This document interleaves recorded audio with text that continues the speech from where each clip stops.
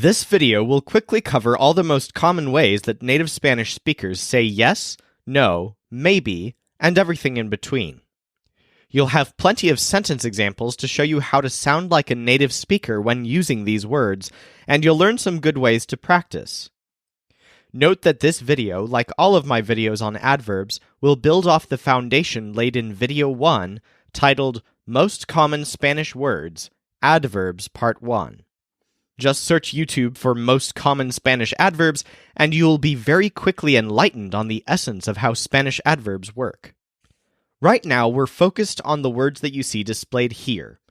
All of these words are in the top 500 most frequently used words in Spanish, and all of them belong to what I call the Boolean category of adverbs. If you want to speak like a native speaker, you should think about the words you learn in categories. Spanish speakers have no trouble switching out no with si, casi, tampoco, and other Boolean adverbs. So if you learn how these words can be switched out with one another, you're priming yourself to talk like a native speaker. We talked in the previous video about the fact that no and si are interchangeable. For example, ella no está aquí, or she is not here, is often changed by native speakers to ella sí está aquí, or she is indeed here. This takes some getting used to, but once you're in the habit of exchanging no and si, as I taught in that video, you're ready to start using other Boolean adverbs as well. I've been told that most people don't know what the word Boolean means, but basically it just has to do with the concept of true or false, yes or no. So Boolean adverbs are adverbs that indicate that something is true, that something is false, or more broadly, something in between. Let's start with things that mean yes indeed, or truly. The two very common adverbs are sí and realmente. Realmente means really, or more accurately, it means truly. So although it has the same function as the word sí, the sense is more emphasis on the fact that something is true. So the difference between ella sí está aquí and ella realmente está aquí is subtle, but it's like the difference in English between she is here and she's really here. Isn't it nice when Spanish and English words are so similar? Well, prepare to be disappointed because it's time for an equivalent of no that you won't like. So on the positive end, we have sí and realmente. On the negative end, we have no and tampoco. Just like the word no, the word tampoco literally means not. So in the sentence, ella no está aquí, an equivalent way of saying this would be ella tampoco está aquí. You're probably a bit distressed if you've ever learned the word tampoco before, because maybe you were taught that it means neither, as in the phrase yo tampoco, or me neither. This is another one of my pet peeves among traditional Spanish teaching. People want to shove the word tampoco into a tiny box, but I just think it deserves so much more than that, and so do you. See, if you simply use tampoco the way you use neither in English, you'll never sound like a true native Spanish speaker. So this word tampoco is good evidence of the fact that words simply don't translate directly between languages. The most common use of tampoco is roughly equivalent to the English word not, but with the subtle indication that there's some sort of neither involved.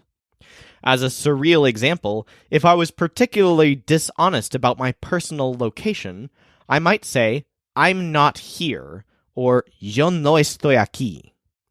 Then, if I wanted to add, she's not here either, I could remark, ella tampoco está aquí.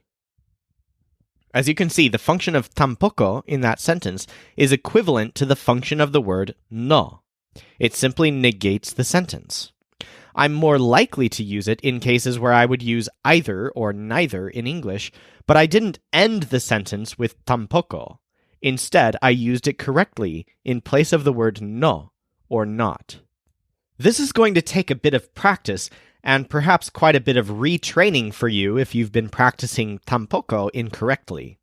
If it's been shoved into the little neither box, you need to work on freeing it and using it as native speakers use it. I should point out that tampoco actually doesn't fit into the not box either. See, Spanish Boolean adverbs aren't always used in this exact sentence structure that you've seen me using this entire video. Some of them are more commonly used right before a noun. If we restructure the sentence to say, tampoco ella está aquí, this sentence still works, but the emphasis is different. Now we're emphasizing the word ella. In the previous examples, the emphasis was on whether someone was here or not, but now that the adverb is before the noun, it's placing much more emphasis on the noun. This may seem very subtle, but consider this English sentence. Even she is here. The word even in this sentence is placing strong emphasis on the subject, she. If we restructured it to she's even here, the meaning may be roughly the same, but the emphasis is no longer on the subject, she. Let's look at that original sentence again. Even she is here. Hasta ella está aquí. The word hasta means even when used as an adverb right before a noun. This opens up a whole category of adverbs that are used this way. Let's introduce them really quickly. Hasta means even, as in even her. Solo means only, as in only her. También means also, as in also her, and siquiera is more complicated and means at least or even, as in at least her. All of these can be considered Boolean adverbs because they affirm something that is indeed true. But instead of typically being used after the subject and before the verb, adverbs in this special category are more typically located right before a noun. Hasta ella está aquí. Solo ella está aquí.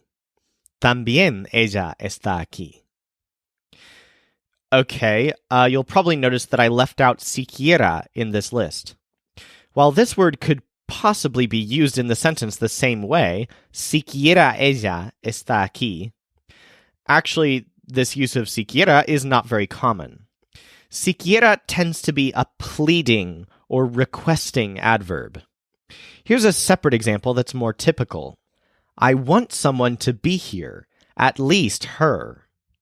Quiero que alguien esté aquí, siquiera ella. As you can see, the emphasis is on getting somebody here, at least her. If it bothers you that siquiera seems so different from the other adverbs in this category, note that they could fall into the same example as this one. I want someone to be here, even her. I want someone to be here, only her. I want someone to be here, also her. So we're still using the Boolean adverb right before the noun. Now, even if the meaning is a bit awkward in each of these cases, the grammar is sound. I'll modify the sentences slightly so that the meanings actually make sense. So how about, everyone is here, even her. Todos están aquí, hasta ella. I don't want anyone else here, only her. No quiero nadie más aquí, solo ella. I want you to be here, also her. Quiero que estés aquí, también ella. And then, of course, our siquiera example. I want someone to be here, at least her. Quiero que alguien esté aquí, siquiera ella. Again, these are quite typical uses of our Boolean adverbs in the category of which. Technically, these words can also be used in place of no and sí in the example that we've used before. Ella también está aquí. Ella hasta está aquí. Ella solo está aquí. She's only here. Ella siquiera está aquí.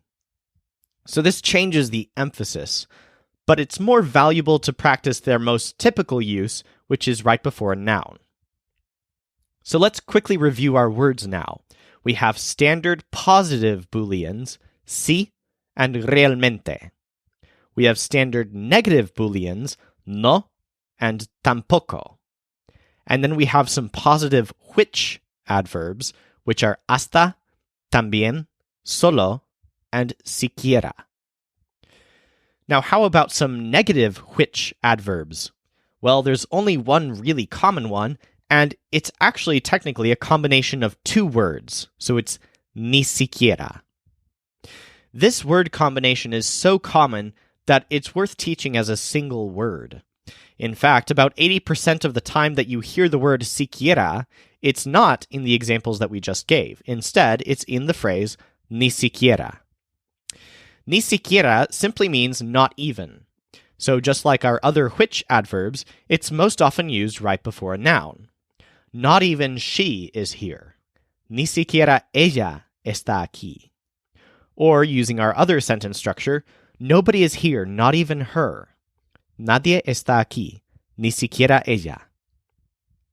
And just like any other Boolean adverb that we're learning in this video, the adverb can simply replace no or si in our primary sentence example. Ella no está aquí, ella sí está aquí, and ella ni siquiera está aquí. Literally, she's not even here. All this information may be a bit overwhelming, so I recommend pausing for a second and practicing using all of these adverbs on your own. But simply use them the way that they were taught in this video. Here on the left side are our words by category. And here are the 3 sentence examples that we've been using all along. In the first case, we can pick from any item in the list, but we're most likely to use one of our standard positive or negative Booleans, sí, realmente, no, or tampoco. For the second example, we can use any of our which adverbs. Even she is here, only she is here, also she is here, at least she is here, or not even she is here. And then we have our last example because siquiera by itself is such a strange word and it wants a special sentence of its own. So we have, I want someone to be here, at least her. This example can also use the other adverbs without sacrificing grammatical accuracy, but then you'll probably want to change some of the rest of the sentence just to make it make more sense. All right, we're almost done. We have just 2.2 words left to learn. And fortunately, these are pretty easy because they're just some more standard Booleans. So far, of standard Booleans, we have sí and realmente at the positive end, and no and tampoco at the negative end. Between these, we have casi and quizás. Quizás means maybe, so that's why it's halfway between sí and no. Instead of saying something is true or isn't true, you can say that something is maybe true. Now, this word comes with a caveat. It's one of those funny adverbs that demands a subjunctive after it. So instead of ella no está aquí or ella sí está aquí, we have ella quizás esté aquí. It would require some diving into verbs to explain this, but just put an asterisk next to the word quizás in the extensive, detailed, and beautifully ornamented and organized notes that you're taking right now. This word is just a bit special. Remember that even though it's pretty much simply used in place of no and sí, it ends up muddying the verb that follows it. Now, this word is often shortened to quizá. Or if you're in Europe, they'll argue it the other way around. The true word, quizá, is often expanded to quizás. Don't ask me why, and don't ask me which one is right, because I'm not taking sides. These words mean the exact same thing and are used in the exact same way. We have just one more word between the positives and the negatives. This word is casi, which means almost. For example, she's almost here is ella casi está aquí. I've chosen to categorize this word as neither positive nor negative, because although it technically indicates that something is not true, the sense is pretty positive. She's almost here. Even though she's not here, we're not emphasizing her absence. So in my estimation, As a Boolean adverb, casi resides somewhere between positive and negative.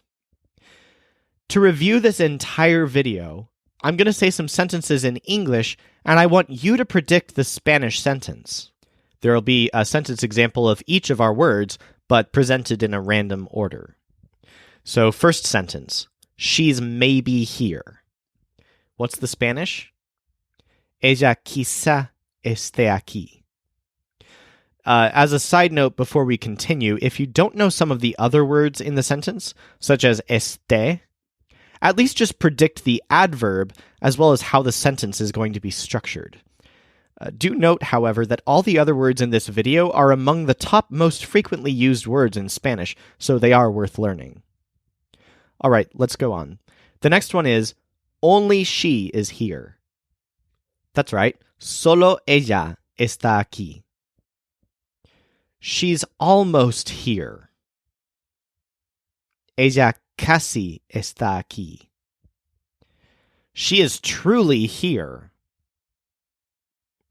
Ella realmente está aquí. A longer one. Nobody is here, not even her. Nadie está aquí, ni siquiera ella. She isn't here. Yeah, pretty simple. Ella no está aquí.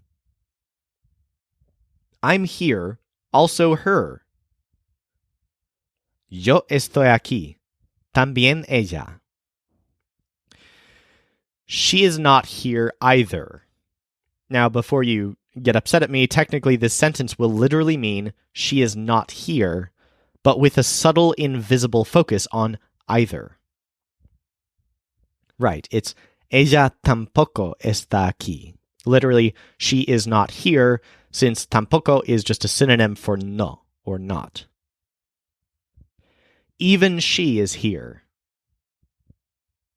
Hasta ella está aquí. I want someone to be here, at least her. Quiero que alguien esté aquí, siquiera ella. She is here. Ella sí está aquí. Before you move on and learn anything else in Spanish, you really should make sure that you've truly learned this. I recommend writing out several sentence examples of your own that use these Boolean adverbs. Seriously, you just spent 18 precious minutes watching this video, and if those 18 minutes of your life meant anything to you, try to maximize the value you've gotten from this. Turn your passive consumption of this into truly learning and internalizing these words and making them a part of your comfortable vocabulary. These adverbs are really important to speaking like a native speaker, and with a little practice, they don't have to be difficult to use. Write out several sentences that use sí adverbs, several sentences that use no adverbs, several sentences that use adverbs in between, and several sentences that use both negative and positive which adverbs. Then, if you happen to have a native-speaking friend or teacher, ask them how you're doing and if you're on the right track. If you followed the tips in this video, they'll probably be surprised at how well a non-native speaker like you is using these difficult adverbs all of a sudden. Also, besides writing, you can practice these words with an easy online quiz that I've provided you. You'll get to see even more uses of these adverbs than I showed in the video. Click the link in the description, and it'll take you directly to the online flashcards. Also, see the red button below this video? Yeah, that's the subscribe button, which you should click so that you can get more amazingly helpful videos like this as they come out. A few upcoming videos will cover more extremely commonly used adverbs and hacks for learning them really quickly, so if you want to keep learning to speak like a native speaker, stay tuned.